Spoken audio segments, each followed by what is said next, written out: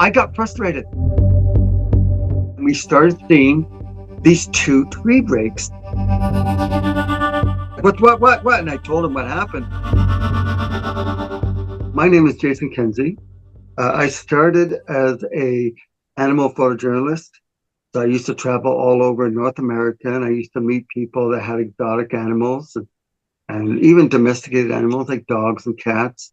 But I really enjoyed interviewing people that had tigers or bears, alligators, kangaroos, wolves, bobcats, and everything else between the lines. And it went on for many years. I had a lot of adventures, traveled all over the place. And then in 2019, when the world took a breath and stopped breathing because of COVID, we weren't allowed to leave or do anything. I had started a web series called Jason Kenzie's Animal Adventures, and I had to stop that because of this virus that circled the globe. And I was sitting around with my buddy Paul, and I was kind of venting and complaining about what am I going to do? And, I can't travel, I can't go anywhere. And Paul had jokingly said to me, well, why don't you do something on Sasquatch? Maybe they're an animal. And we all laughed at it. And then I took a step back and thought, you might be onto something. Maybe these Sasquatch creatures, if they're real, because I was a 20% believer back then, and I thought, well, maybe they might be real. Maybe there's some kind of a hybrid animal that has yet to be uncovered. So I went and started interviewing people. I interviewed one lady that said that she had an eyewitness account seeing these creatures. I live in close to Vancouver, which is very close to Harrison Hot Springs, which is the epicenter of Sasquatch sightings anywhere in the world. Next would be Michigan. But I live so close that's where I started to investigate. And one person led me to another person that had an eyewitness account. And then from there, I went and talked to the First Nations people, and they told me about an area where these Sasquatch creatures live, and which is way up by this place close to the Okanagan. And so I traveled out there and I went deep into the wilderness. I talked to another eyewitness that pointed me deeper into the forest. And when I went into the forest, I found a lake that was in the middle of the wilderness that had these unexplained giant footprints that went right through the lake. And it was pretty cool to see. And I had a drone, so I droned the lake, and you could clearly see hundreds of these, someone that had bare feet, and they were walking right through. And from land, when I'm looking at the water, I could see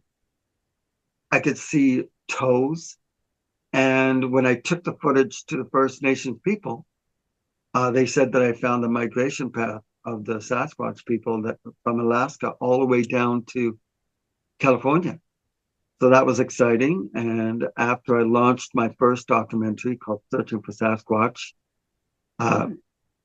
it went viral, and I started getting contacted by other Bigfoot researchers in the States, and they wanted me to come and speak at their conferences and then go into the wilderness with them.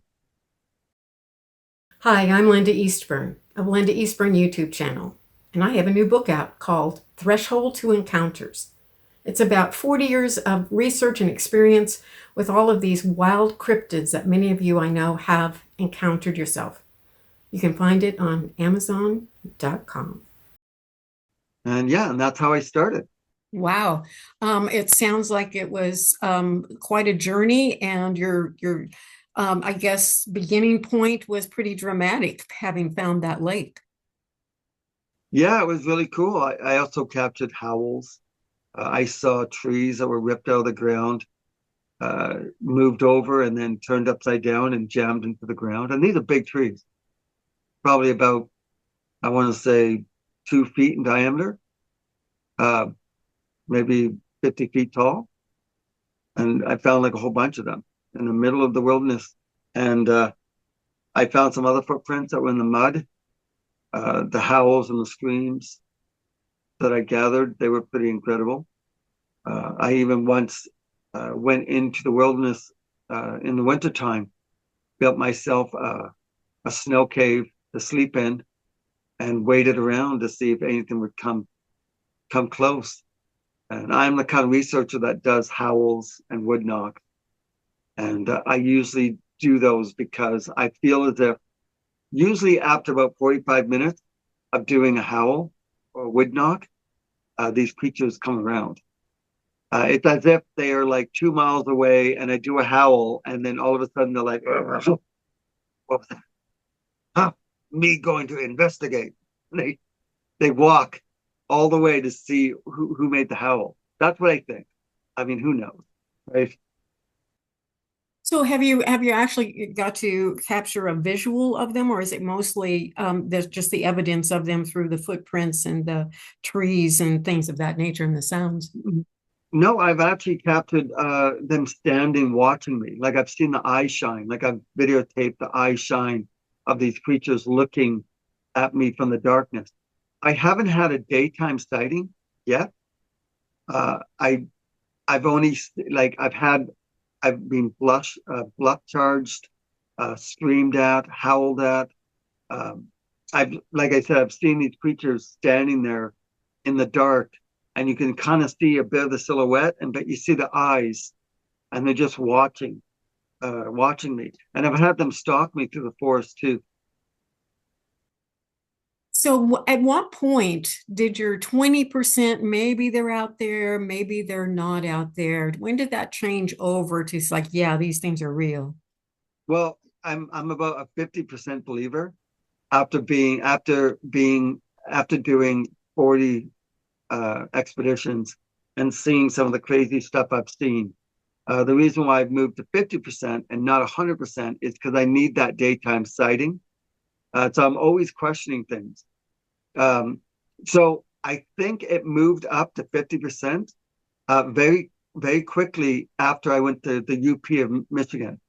The UP of Michigan was basically one of my very first extremely scary encounter. And would you like me to tell you it?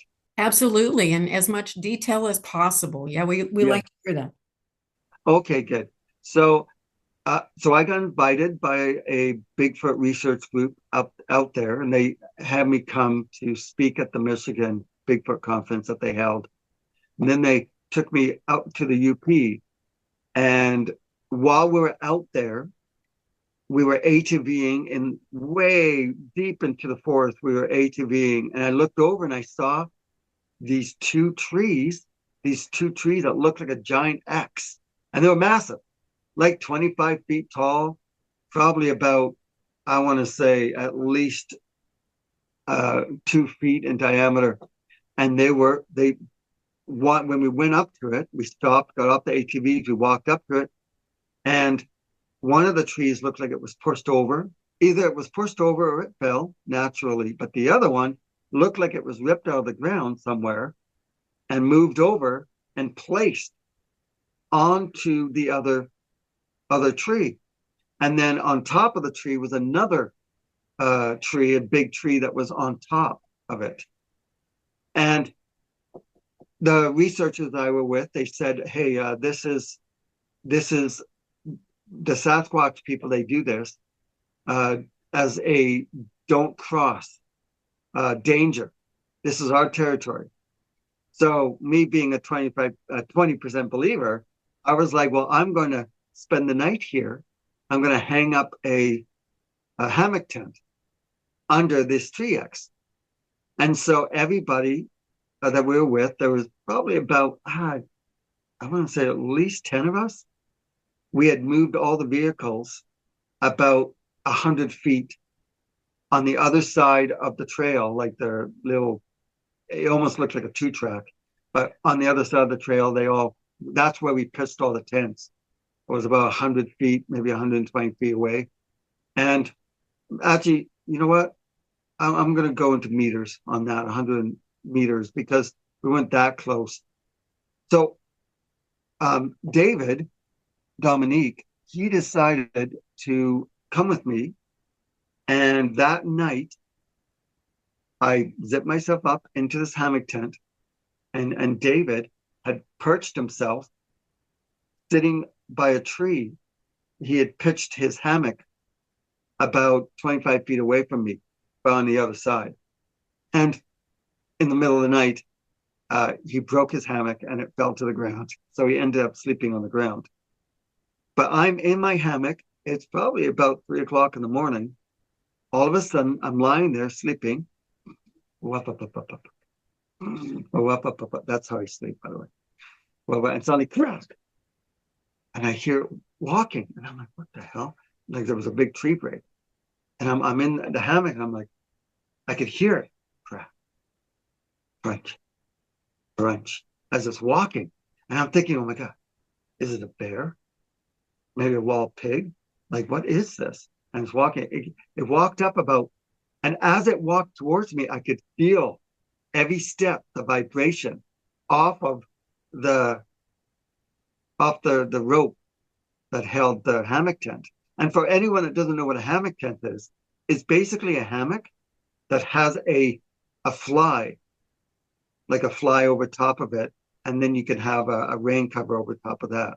So yeah, you're above the ground, and you just it's a great way to relax.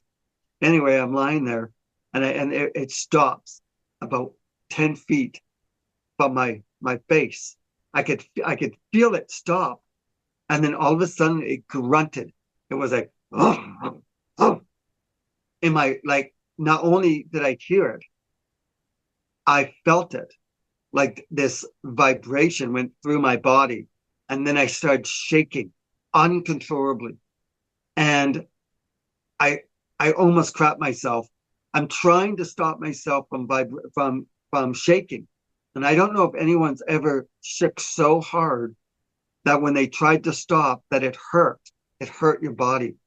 Because I'm thinking in my head, oh my God, if this is a bear, or worse, if it is an actual Bigfoot, I'm already wrapped up like a burrito. So it could have just hit me, ripped it out, threw me over his back, and walked into the forest. And little old me, that's it for me.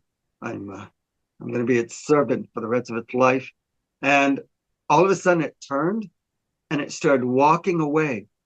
And it was like crunch, crunch, crunch, crunch. Nothing. Like it was almost like it walked like 50 feet away, and suddenly it stopped. So I yelled out. I'm like, David, David, David, is that you? And I hear, Jason, what is it? I'm over here. And I unzipped really fast and I jumped out and I ran around, and there's David all bundled up by the tree. All like, because it was kind of cold. So he was bundled up. And I'm like, was that you walking around? Did he just grunt at me? He's like, no, Jay, I was sleeping. I woke up when you called my name. And I was like, are you kidding me? So for the next like half an hour, we looked around for any footprints. We looked around to see, because I know the direction it went. And I kind of followed, but it's as if it just disappeared. So that was one of my first experiences. And that kind of knocked the 20% up to probably 30%, or maybe just under 30%. Later on, the next day, I went with another Bigfoot researcher, same place, but this Bigfoot researcher had put out a recorder just earlier that day. And it was probably about a couple miles in, maybe not even, maybe a mile and a half, in deeper into the wilderness. And I'm sitting around the fireplace, like the fire, campfire with everyone. And he walks up and he's like, okay, points to the researcher beside me and goes, okay, let's go get that voice recorder. And the guy beside me is like, are you kidding? No fucking way. It's like 11 o'clock at night. I'm not going out there. We've already heard some howls. We've heard some wood knocks. I've already told everyone about the experience that I just had. And I felt like people were thinking that maybe, oh, the new guy, uh, is just his imagination had, he just wants to believe so bad and wants to be accepted that maybe I was making it up. That's what I felt like all the other guys were saying. Because the next morning I went right up to everyone that were making breakfast and told them what happened. Until that evening, like the next evening, one of the other researchers had went because I didn't go back to that hammock, right? I was, you know, not that I was scared. Okay, I was scared. I was very scared. So, but he went back there to retrieve something. Like we had some other stuff that was pitched that I didn't go back to get it. So he went to get it again, get it the next evening. And while he was retrieving it, something from the darkness grunted at him. It scared him so bad that he ran back to everyone and said, "Okay, guys, Jason wasn't kidding. I just got grunted at back there. So there is something back there." So anyway, back to I'm sitting around the fire, and the researcher, Blake said to the guy beside me, "Let's go retrieve that recorder." And the guy beside me was like, I think his name was James. He said, "No, I'm not going back there. No, no, no." So I jump up. I'm like, I'll go with you. So I grabbed my camera and we started walking. Started walking. Now I had just learned about the tree breaks twisting, how allegedly these Bigfoots, as they walk through the forest, they'll grab sticks like tree branches, they'll twist and break them. And sometimes some of them are skinny, like really skinny. Some of them are like my finger, and other times there's some that's as thick as my arm, which my arm isn't very thick, so that's a bad example. Um, but so as we're walking through the darkness, I am filming all of these tree breaks along this path. Like they were all broken and twisted. Some of them were big, some of them were small, but I was fascinated. And they were literally twisted and broken. So as we're walking, we're getting deeper and deeper. And there was grass that was growing in some spots. You could see that this abandoned road, it was mostly dirt now, dirt and gravel, hadn't been used for a very long time, probably 5, 6, 7 years. We came across an area where about a row of 6 trees, and they were pretty thick. They were pushed over, and they weren't broken. They were all pushed over like they were bent over the trail, as if to stop anything from going past it. We had to walk around. Remember, we're walking, it's really thick with trees all along the way until this one patch that was pushed over. As we're walking, we had to crawl under the trees and over the trees to get to the other side. And so then we continued walking, and we were finding wolf tracks. We were finding a lot of deer tracks, fox. We were finding cougar tracks as we're going. And we get to the very end. We get the recorder. We start walking back. And as we're walking back, Blake's headlamp, which was red, died. Just like that. Just fresh batteries, completely dead, just like that. And confused him. He's like, this sucks. Like his light that was on his head was extremely powerful. We're talking 150 meters. This light, this red light, lit up everything around us, like almost like daytime, but red. And it died. He had put fresh batteries in. That's why I tell everyone, hey, if you go into the forest with flashlights, do 2 things. Well, 3 things. Bring an extra light and extra batteries. That's a must. No one should ever go researching Bigfoot without having at least 2 flashlights with you and a bunch of batteries. That is a must. And some good running shoes. Okay, that's another one. Walmart doesn't cut it. Anyway, back to the story. So as we're walking back, his light dies. So lucky for me, I had brought a second light. It was probably the crappiest light ever made on planet Earth, but I gave it to him.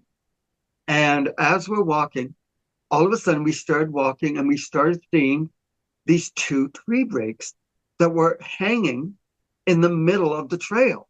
And as we're walking, I'm like, Blake, I don't remember those. Because remember, I had been filming all the tree breaks along the way. And as we walked up to it, we're looking at it and we could see that it was just broken. And they were pretty big. And the sap was almost dripping still. It was so wet. And as we're looking at this, it was so in the middle of the trail hanging that we had to walk around it. And suddenly, crack, jump, we turn around. Blake had a gun with him. So we turned around, he grabbed his gun, and we're looking at the probably 150 feet. We're looking down the trail from where we came from. And we're thinking maybe it was like a cougar, maybe a wolf, something. And there was nothing there. So he put his gun back down by his side. It was kind of hanging. And all of a sudden, this creature walks out onto the trail. And you could see the eyes looking at us. And I freak out. I'm like, oh my God, I see it. I see it. And I start filming. And all of a sudden, it closed its eyes after we must have been watching it for about 2 minutes. Then it closed its eyes. And about maybe a minute later, it opened them back up, but it had stepped another 20 feet back. And it seemed like it was just out of the range of my infrared light on my video camera, which really peed me off. And as we're watching this, another one comes out from the side. And it was smaller, it was shorter. Anyway, I'm freaking out. I'm like, oh my God, I see it. Look. Blake turns and looks at me. He's like, Jason, shh, you hear that? And I'm like, we're listening, and you could hear that there was other things walking in the forest on either side of us. And it was like they were making noise as they were walking. At the same time, I'm freaking out seeing these two, whatever they were, because I could only see the eye shines. And this went on for probably half an hour. Like we're standing there watching these. It wasn't like a 30-second thing that was gone. It just stood there. And then all of a sudden, either they turned their head or they closed their eyes and walked off the trail. And then we ran towards the area to have a look to see if we could find any footprints. Now there is dense forest on either side of us. And when we kind of ran and walked fast to the other, to where it was standing, right beside it was an open area of trees, just big enough for a big creature or creatures to walk through. So then we walked back after about 5 minutes of looking for footprints and looking to see if we could maybe see what was in there. We walked back to where the tree break was, and we're thinking, we're actually talking, going, I think these guys wanted us to stop. Blake turned and looked the other direction, and looked at the direction where we had just walked from, where we saw the creatures watching us. I did this maneuver where I pretended to follow him, and I walked forward and then turned really fast. And there, about 20 feet from me, 25 feet, was this creature looking at me from behind the tree, and it dropped down onto the trail.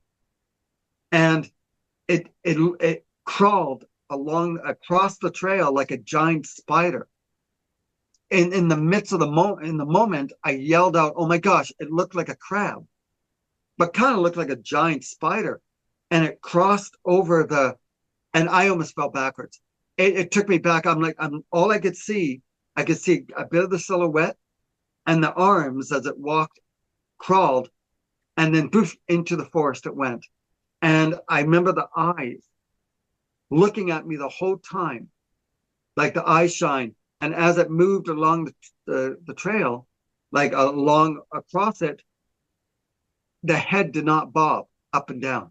It was smooth like butter, like it was on a gimbal or a stabilization, like it was just really smooth. And my video camera was facing me. I was talking on camera, explaining, because I'm filming a documentary. So I had just finished filming straight ahead, about 30 minutes of filming straight ahead. So I knew I needed to get some video of me talking. So I had the camera facing me. So when I did that maneuver where I pretended to walk forward and then turned, the camera was on me because it caught me off guard. And you see my reaction because my pupils were adjusting because the light of the camera, like the camera screen, was affecting my vision. So I could only see, like, that's why I couldn't see it clear as day, is because my eyes were still adjusting. And I'm looking, trying to think if it was a cougar, because sometimes cougars will bend right down. So as I freaked out and almost fell backwards, I yelled out to Blake, that was behind me, looking the other direction. And he comes, he's like, what? And I told him what happened. As we walked to the area to show him kind of where it was, I'm filming myself talking about it. And sure enough, over my shoulder, the eye shine of this creature was way up there, looking at us from behind.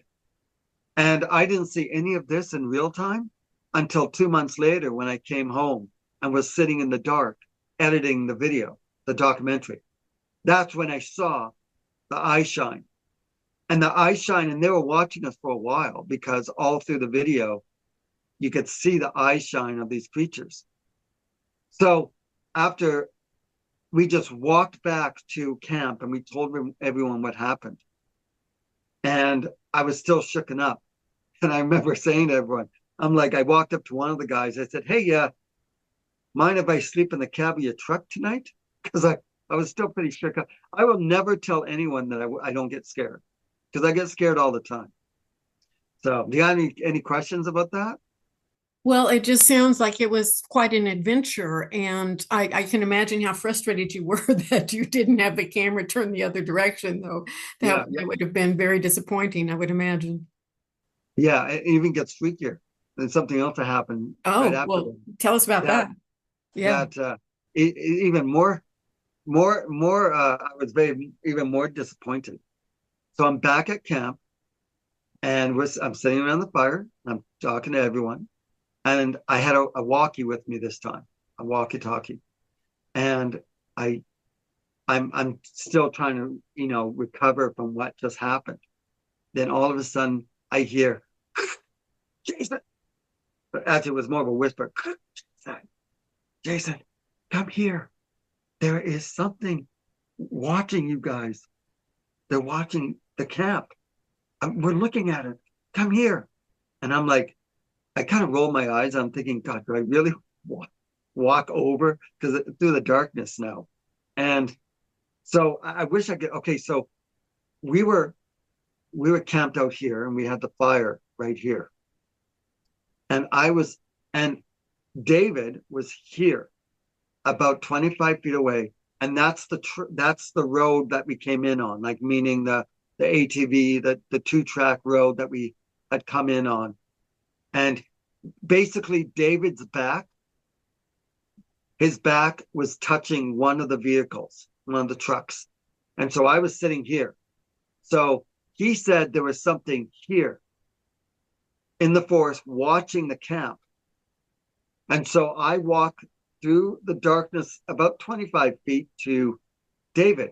And I walk up to him and I said, okay, what he has this thermal, it's actually a military thermal video camera that didn't record video because the video was damaged. It just would not work. The video would not work, but you could still see things through it. It still worked. But it did, like, ironically, how, like it really frustrates me thinking about it because, it's like people listening to this is like, yeah, yeah, I believe your story. Yeah, ironically, the military video camera doesn't videotape. Anyway, he's looking at it and he's like, Jay, take a look. And he moves the camera over. And I'm still kind of, I take the camera and I look. Sure enough, there behind a tree, you could see the back of it. It was white, red hot. Like it was so hot. And you could see a bit of the front of it and you see the back of it. And it was looking at the camp. And so I had just come from the camp. So everyone was there. So there was David and another researcher. And then there was other people here. No, everyone was accounted for. So I'm looking at this. I'm like, what the hell? So I look at David. I said, David, this is what I'm going to do. David's here. I'm going to walk over here and I'm going to walk parallel. Like I'm going to walk at an angle. So I walked back towards camp and then I was going to walk that way to where the thing was, because I was going to push him away from the tree. That's what I was going to do. So I said, okay, I want you to get visual what this is. So I walked through so I didn't have my light on. I had my camera rolling, but I didn't have the screen open. So it was recording and I'm walking through the dark. I'm stumbling through the dark. I'm stumbling over logs and I didn't want, like stupid me, as if the creature doesn't know. Like the creature is probably looking at everyone and then looking at me going, well, look at this idiot bumbling through the forest. I'm going to eat him first. Like I swear, because I'm bumbling, tripping. In my mind, I'm thinking, okay, I'm going to have this light off and it won't see me coming. Like that's what I'm thinking. Like we're talking about an animal that can probably see at night, like broad daylight, just like other animals. So I get into position. Then I start walking, stumbling towards where the creature was. I didn't expect to record it on film. I wanted to get the sound of it moving. So I'm stumbling, and as I'm getting closer, I'm freaking out inside because it's pitch black. Like I wish people could understand. It's pitch black. I can't see nothing. I'm like this mostly, like hitting trees as I'm walking, and all I'm doing is I'm recording, and I could hear it moving. I could hear it walking. I'm like, David, because I'm about 20 feet from David. David, what's going on? Like I'm whispering as if I'm trying to think that the creature doesn't know I'm there. I don't know. It sounds silly now, but I'm like, David, tell me what's going on. Do you see it? Because I wanted to push it out. I wanted to push it out and cross up. You will never guess what this. So I got frustrated and I walked back to David. I said, David, do you see it? It moved. I heard it walking. You would not believe what this fucking creature did. In 1,000 years, you would never guess what it did. What did you do? What did you do? This is going to blow your mind. And it blew, like, I understand if people are listening to this or watching this and thinking that I'm completely full of crap. Because if someone told me what I'm about to tell you, what it did next, I would say, this guy's smoking something for sure. The creature walked away from the tree, keeping the tree as camouflage between David and it. I tried to push it out. Like I tried to get it to go out this way. It actually walked like this. It walked away as if it knew that I could not see it. As if it knew that I could not see it out, like it knew I was bumbling. It probably knew I was an idiot. Like I was bumbling through. He's not going to see me.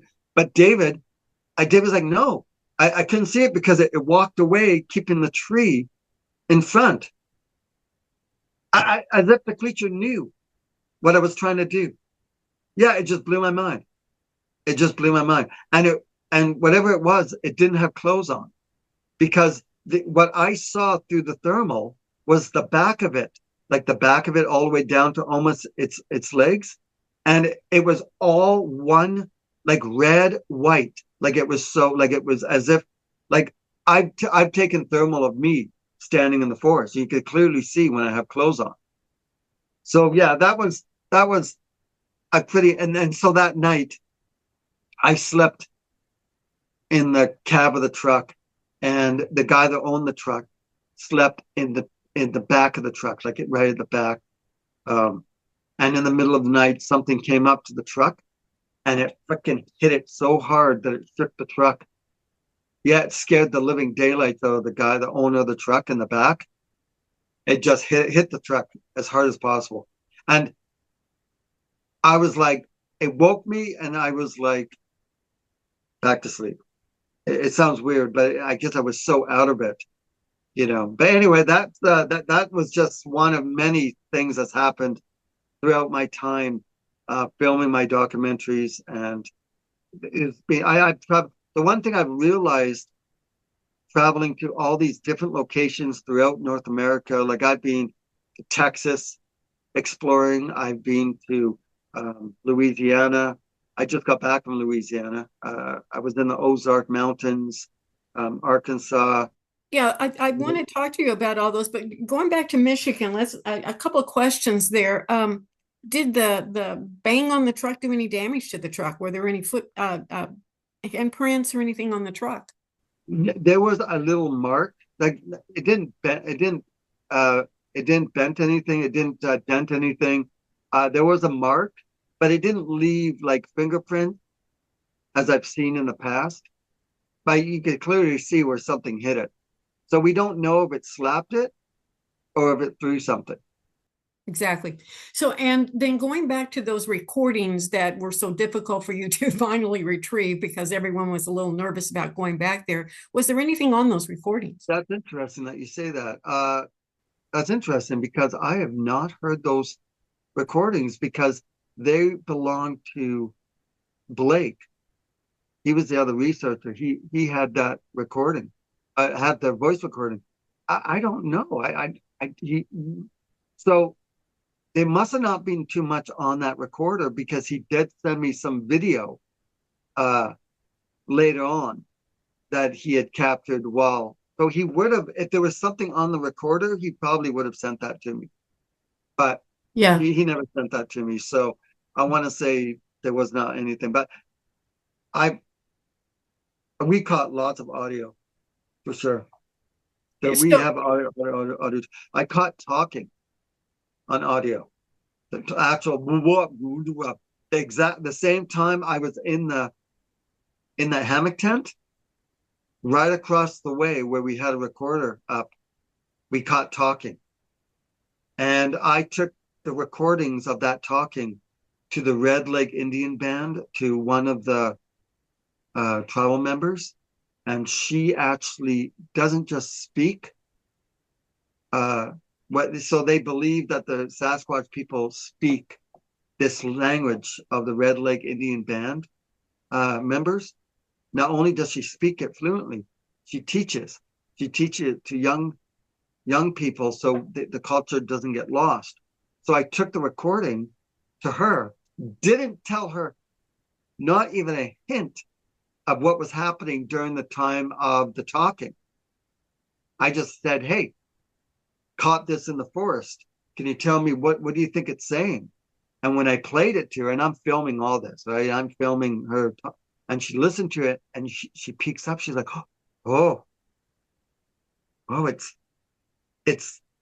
saying it's it's annoyed that you're there. Like it's pissed off. Like it says whoop whop whop whop or whatever the language that she said. It's saying, leave me alone. Like you're annoying me. I, I'm I'm I'm I'm I'm choked that you're there." That's what she's telling me. I'm like, "Are you kidding me?" Well, this is what was happening at the same time. So yeah, it was interesting. so did the sound sound anything like the Sierra sounds? I'm sure you've heard those. Yes, a little bit. There was a couple like the talking was only whoop, whoop, whoop. That's all it was. It was very short. Um, and I'm even saying it wrong, but you get the gist of it. Within the Seer sounds, there is a little bit of that sound in there in the Sahara sounds. So this was I, just one Bigfoot talking, but like the Sierra sounds, it yeah. seems like as if Oh, it's a male, a female, and maybe a child, sounds like they're having conversing. an argument. Sounds like they're having an argument or something. I actually captured, I didn't actually capture it, but I do have audio that I think is rivals um, the Sahara sounds. Like it's roars. It's like these Bigfoot creatures are like freaking out. Like there's five or six of them, all freaking out, and they're all going off and roaring, and they just sound angry. So if anybody wants to hear any of those, if anybody wants to see any of my documentaries, you can find them on Tubi TV for free to watch, called Searching for Sasquatch, or they That's just put good. my name in there, Jason Kenzie, Right. and they'll find all the documentaries. But you'll find those Minnesota roars, I'm calling them, and that's actually called Searching for Sasquatch 10, the Minnesota roars. And anytime you hear those roars, I've they're raw. Like what you hear is what the sounds are. I didn't alter it, didn't do anything. I just put it in the documentary and just let it rip.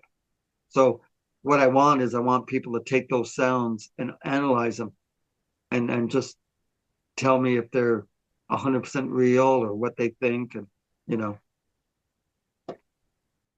Exactly. So you came to the Ozarks. That's where I live, and I know you did some research here. What all did you find in the Ozark Mountains?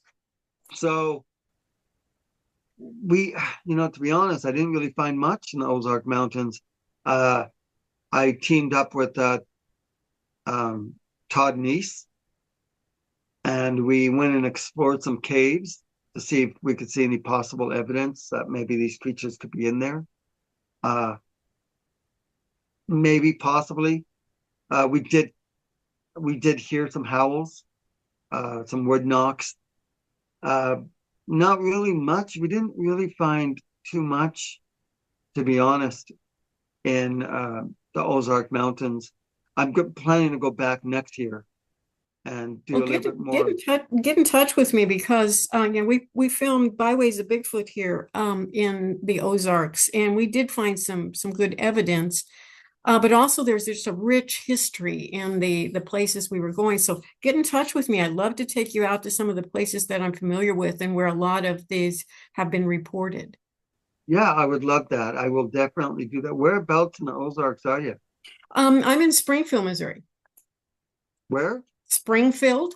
Oh, okay, yeah. Yeah, We went right through right through there. Springfield. Yeah, I saw it after Yeah, the fact, but or I would have gotten in touch with you then. But yeah, several places that we filmed. I was not as familiar with all of the activity that was going on there, but we found the twisted trees, as you refer to it, and yeah. footprint right under that. And then later on, after that, found out some people had reported a Bigfoot right in that very same area. So it was interesting. We also found something that looked like a trackway. And then we also put some gifting items out. It took a while, but eventually the complicated containers we had them in were opened and taken. So I think there's some activity around the area for sure.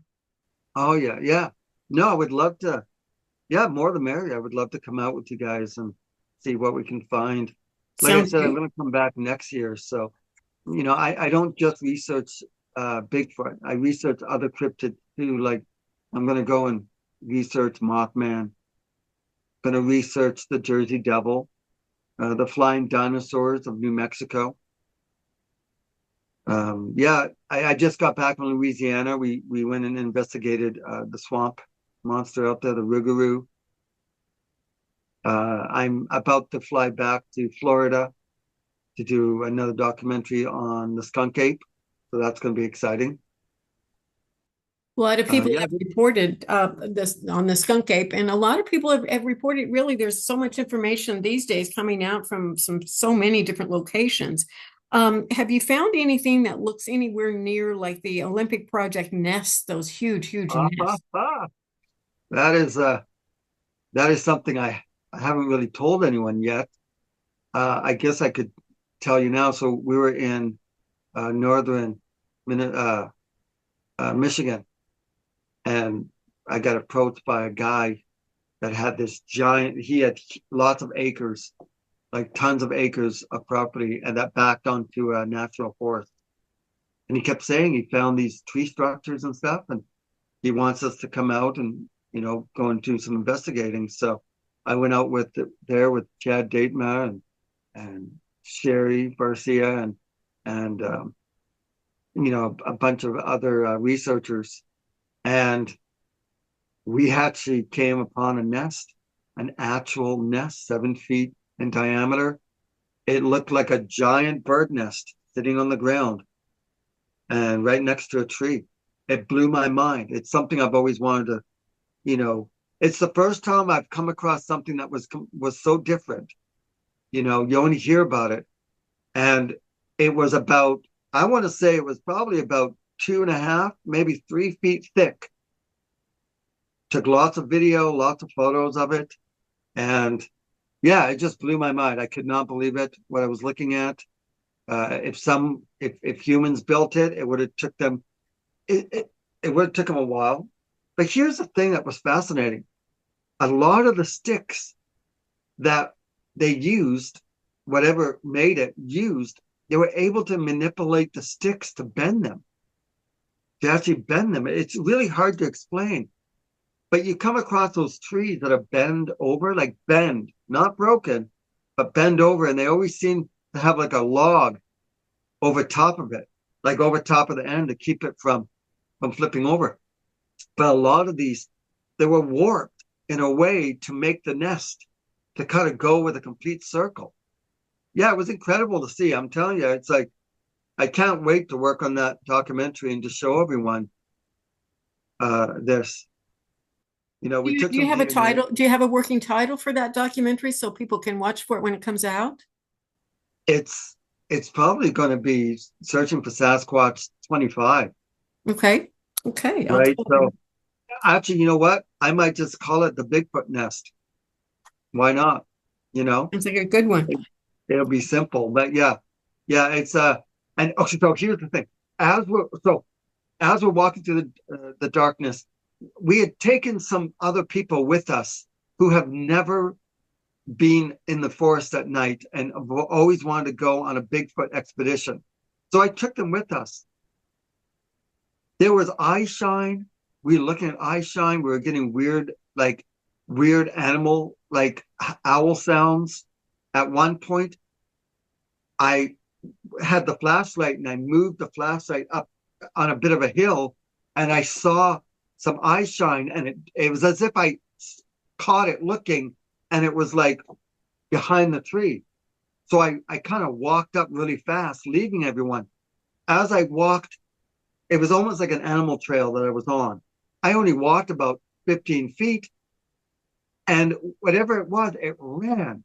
And it was like a blur, and it moved so fast. It was hunched over. It was kind of, I want to say gray, browny gray. It was dark. It was hunched over. So it was probably about, I want to say 4 feet, 4 feet, but the head and shoulder, like it was hunched over, and it was like through the forest, like right in front of me. And then I'm like, oh my gosh, I saw something. And all of a sudden you hear crash, crash, crash, crash. Like you could see. And I was so happy that everyone heard the crashing as it was running through the forest, because I was like, at least I know I saw something for sure. And it wasn't just, uh, sometimes when you get really scared, you can be hyper, like your imagination can take control, and then you start thinking you're seeing stuff. So by me to hear the crashing as it was running through the forest, it was a blur and it moved so fast. So we walked for another, we must have walked about 2 hours into the forest following this landowner. And we were looking, we found some weird tree structures for sure. Like these, like not just tree X's, but other trees that were just kind of wrapped around. But as we were walking, we heard this kind of it was like like it was a weird sound. I don't do it justice. That was probably terrible, but it was, and we all stopped. We're like, what the heck? What was that? We walked about maybe 20 meters, and there's the nest right there. And as we're looking at the nest, we hear it again. Out of the darkness, I'm like, what the? We were like about 10 feet, 20 feet from the nest was a sheer, it wasn't a sheer cliff, but it was a steep hill, almost very steep.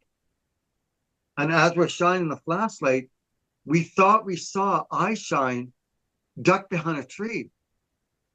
So Gwendolyn Guthrow and I, we went down the hill to get a better look.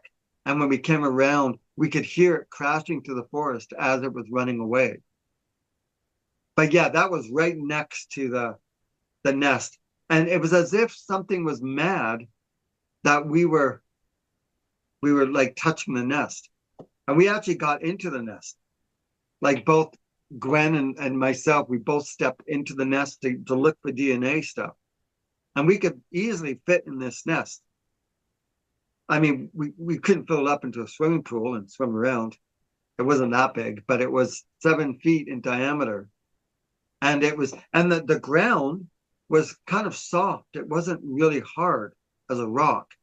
It was made up of little tiny twigs. So anyway, that was really exciting. And the great thing about all this is I have everything documented. Like I have it all filmed. Even though sometimes it sounds so incredible, I have it all on film so people can kind of, see that I'm not just smoking anything. Or Exactly. no. You said something about DNA. Have you got DNA samples? Have you had those tested or anything? So right now it takes so long. We're waiting for it, right? So this only happened maybe 2 months ago. So yeah, we're waiting to see to hear back. So let's go back a little ways. Whenever you were talking about the headlight or the light and it drained rapidly, even though it was a full charged battery, what do you think causes that? And I know that there are two camps out there in Bigfoot world. One is just flesh and blood creatures. The other one takes a different path, kind of goes down the woo thing. What is your stance on that? What do you think caused that battery to drain?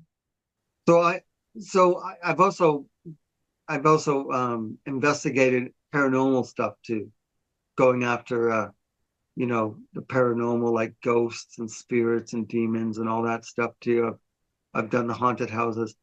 I do think that some of these woods that we're in, I mean, everyone thinks, okay, just animals live there, but people have to understand that Michigan especially has a rich history that dates back years and years, even going past 200, 300, 400 years, easy, before civil wars. And remember, the First Nations people, probably the natives, have probably lived on this land. So I think maybe there is a lot of spiritual, maybe paranormal stuff happening also at the same time as searching for these creatures. Now, I felt the infrasound that these creatures allegedly give off. So when I do my researches, because I know animals, I always think about, okay, so someone says, well, maybe Sasquatch can be invisible, maybe it can cloak itself. So I think, before I go, well, that's impossible, I don't believe that, I think back about, okay, what animals out there do have cloaking or invisibility features?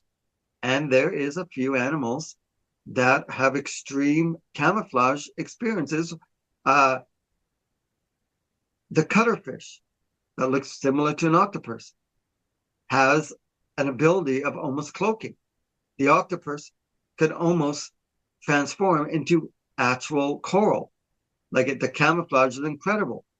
The chameleon, the walking stick bug, right? They have extreme camouflage. So then I think, okay, well, if these animals have that ability, then maybe Sasquatch have extreme camouflage abilities where it can actually maybe morph its body or to kind of look like its surroundings, right? Maybe it bends down and can look like a bush, right? A lot of times, I to be honest, at this point, I almost think that these Bigfoot creatures, over the 1,000 years that these creatures have been around, that people, First Nation people have talked about them, and I think in the last 200 years, I think the creatures have observed us so much and watched us looking at their footprints and their tree structures and us humans doing silly stuff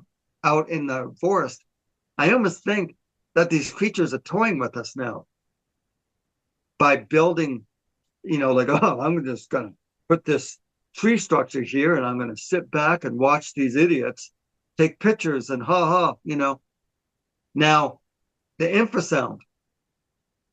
So I know that whales, tigers, lions, even your house cat, they give off infrasound, right? What I would like to know, and for anyone that doesn't know what infrasound is, it's kind of a sound wave that you can't see, but you can feel. You can't see it, you can't hear it, but you can kind of feel it, right? It's like a vibration. And by being hit by it, it can cause you to go blind for a short period of time. It can cause you to get ill and get sick. What I'd like to know is if these creatures can give off infrasound at any given time, like they're standing there going, like an X-Men, being able to force without, because lions, and even when your cat at home purrs, within that purr, there's an infrasound, kind of like a vibration, right? And tigers, they will use the infrasound within their roar to not just scare the animal or the whatever it's the prey. It actually freezes them enough time to get their throat and to be able to take out the animal. So, maybe Sasquatch is doing that. They use that as fear, you know. So, what do you think drained the battery? Oh, okay. Boy, I just ranted off completely in another direction. I for all I know, maybe it's some kind of a paranormal energy if these creatures give off. Or like I said, I used to investigate in paranormal stuff. I still do. And how many times we've done paranormal stuff and everything has died. Everything. When I went to Michigan, my phone, I just bought my phone. It was only 2 months old. And the video on my phone would not work. I couldn't film anything with my phone at all. And I made it known to everyone. I was choked. I'm like, man, I just got this phone 2 months ago and the video doesn't work. What the hell? I wanted to film, and I used to rant about it. Stupid phone. I'm going to get back to Canada and I'm going to call them up. Literally, as soon as I get off the plane back into Vancouver, I went to a phone place, and I got mad. I said, look at my phone. It doesn't work. My video. I bought my phone because I want to use my video. The guy picked up my phone. He turns on my video camera. It works. There's literally nothing wrong with it. I looked like an idiot. But the entire time that I was in Michigan, my phone would not film at all. But it worked before. I was filming stuff at the airport as I was, but So it's weird. It's as if these creatures can can can give off some kind of an energy that can malfunction devices, even um, even tree cams. I've experienced that with a tree cam, where I had a tree cam and it took over 40 pictures, and the one picture that I wanted to see this one picture because it was the picture of whatever took the lollipop off the tree. And here I'm thinking it's a squirrel. So every picture worked except for that one picture. It's And it was, amazing. And I've heard of stories like that before. I've been a UFO researcher since, the early 90s. Same thing happened yeah, to so many people trying to get videos or whatever. Paranormal, exactly. Bigfoot, we haven't had any problems with Bigfoot, but we haven't been on the ground like you have to the same yeah. degree. So I'm sure it's coming at some point, but it is just kind of an amazing thing. I'm getting ready to wrap up our interview, but I want you to tell everyone once again how they can get in touch with you, how they can see all of this Yeah. fantastic footage that you have out there. So you can find me on TikTok at searching Sasquatch. If you would just a search, if you go on Google and just put Jason Kenzie searching for Sasquatch, or even Jason Kenzie Bigfoot, you'll find everything. All my documentaries are on Tubi, which is a free video platform. You just have to, sign up and good to go. Plex, they're seen in over, you know, 60 different countries around the world. Yeah, I have some children's books out there which are Bigfoot related. I have a comic book called Searching for Sasquatch. I have a website called searchingforsasquatch.ca. Yeah, you can find my YouTube channel if you want to find my animal adventures. It's called A Photo Warrior, all one word. Yeah, it's just there's a lot of stuff. Basically, just Google my name, Jason Yeah. Kenzie. I see you all over the place, so I know you're not too hard to find. So I Yeah, appreciate the interview today. Thank you so much. And thank you for all the good research you do and bringing that back out to us. thank you very much. And I'll be in touch with you. I'll contact you later and we could talk. Okay, sounds great. Talk All soon. right. Thank Bye-bye. you. Bye.